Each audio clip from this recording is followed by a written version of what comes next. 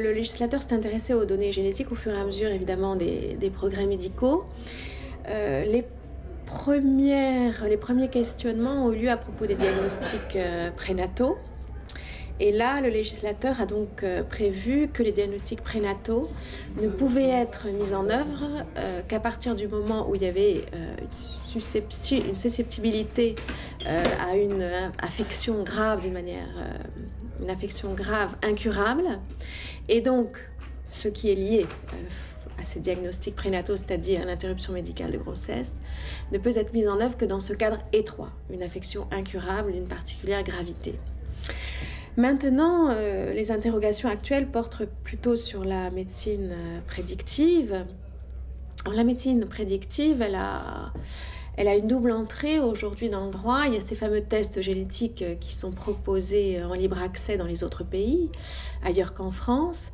Et puis, il y a cette médecine personnalisée qui permet à quelques personnes d'avoir accès à un test génétique dans le cadre de la prise en charge d'un médicament. Je laisse de côté la génétique familiale qui est un aspect très particulier. Les tests génétiques sont en principe interdits en France dès lors qu'ils se situent en dehors d'un protocole médical.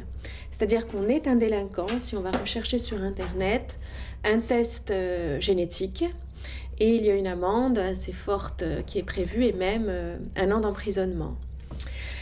L'effet pervers de cette législation, c'est que du coup, le citoyen français ne peut avoir aucune information sur la qualité de ces sites. Alors qu'il y a des sites qui ont quand même une qualité meilleure que d'autres.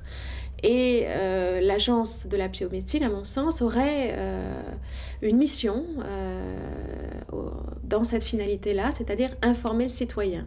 Donc c'est vrai que c'est bien d'interdire, mais peut-être qu'il aurait fallu aménager, qu'il faudrait aménager une information des citoyens dans la mesure où, de toute façon, il est très difficile de poursuivre cette infraction.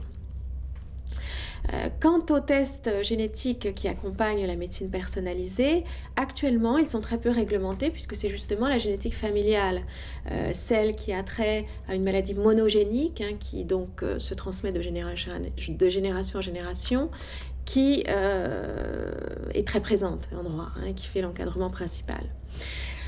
Donc, qu'est-ce qui se passe face à ces tests génétiques? Eh bien, il y a une personne qui donc subit un test pour savoir si elle est compatible avec le médicament, puisque le médicament ne marche que sur un génome bien précis, un ensemble de génomes bien précis.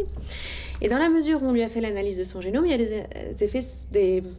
des informations secondaires qui sont des informations incidentes que l'on découvre. Et la question est-ce qu'on doit donner à la personne ces informations incidentes qui, pour elle, n'ont pas d'intérêt médical a priori? Au regard de la législation actuelle, normalement, le médecin devrait transmettre ces informations, alors même qu'elles sont très anxiogènes, puisqu'il s'agit des prédispositions à des maladies diabétiques, à des AVC, enfin à toutes sortes de maladies communes, dont on sait que cette information n'a aucune valeur scientifique et qu'elle est donc purement anxiogène.